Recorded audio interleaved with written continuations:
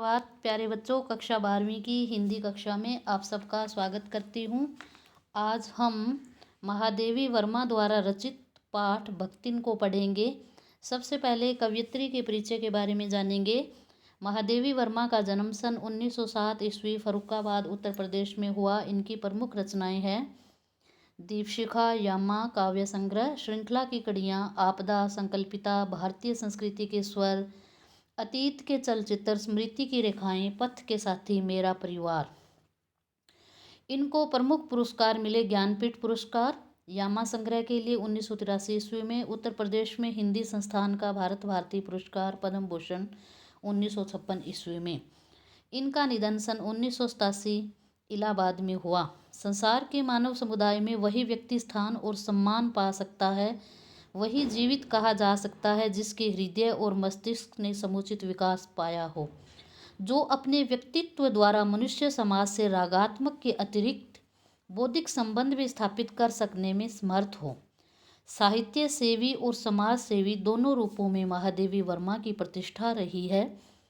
महात्मा गांधी की दिखाई राह पर अपना जीवन समर्पित कर उन्होंने शिक्षा और समाज कल्याण के क्षेत्र में निरंतर कार्य किया।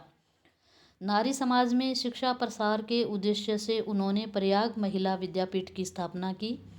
साहित्य जगत में महादेवी वर्मा की प्रतिष्ठा बहुमुखी प्रतिभा के रचनाकार के रूप में रही है। अगर कविता के क्षेत्र में वे छायावाद के 4 स्तंभों में से एक मानी जाती है तो अपने निबंधों और संस्मरणात्मक रेखाचित्रों के कारण एक अप्रतिम गद्यकार के रूप में उनकी चर्चा होती रही है।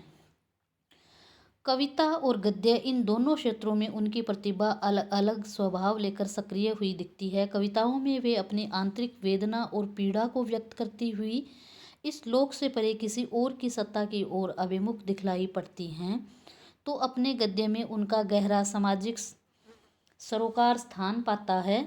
उनकी श्रृंखला की कड़ियाँ 1942 ईस्वी में उस समय की अद्वितीय रचना है, जो हिंदी में स्त्री विमर्श की भव्य प्रस्तावना है। उनके संस्मरणात्मक रेखाचित्र अपने आसपास के ऐसे चरित्रों और प्रसंगों को लेकर लिखे गए हैं जिनकी साधारणता हमारा ध्यान नहीं खींच पाती है, लेकिन महादेवी जी की मर्मभेदी और करुणामयी दृष्टि उन चरित्रों की साधारणता में भी असाधारण तत्वों का संघान करती है। इस तरह समाज के शोषित पीड़ित तबके को उन्होंने अपनी गद्य रचनाओं में नायकत्व प्रदान किया है। उनके इस प्रयास ने हिंदी के साहित्यिक समाज पर ऐसा गहरा असर डाला कि संस्मरणात्मक रेखाचित्र की विधा के लिए शोषित पीड़ित आम जन को विषय वस्तु के रूप में मान्यता मिल गई है।